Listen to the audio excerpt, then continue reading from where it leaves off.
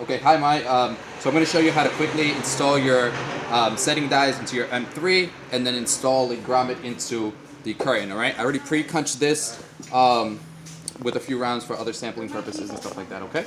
So I'm going to place the bottom die there. No adapter in the bottom. Big. Tighten this guy up.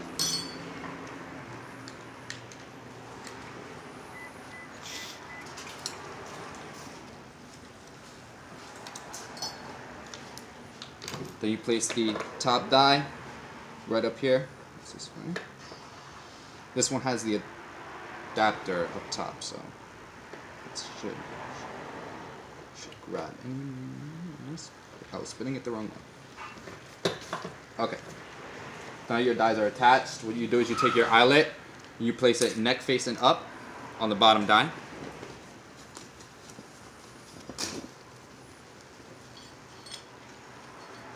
That goes there. You take your washer, I have another one over here. Take your washer, and like you see the indentations, the teeth have to go down, okay? So you'll have the concave side up. Take your lever.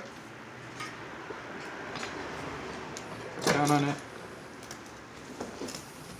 And then you have your set grommet. Okay?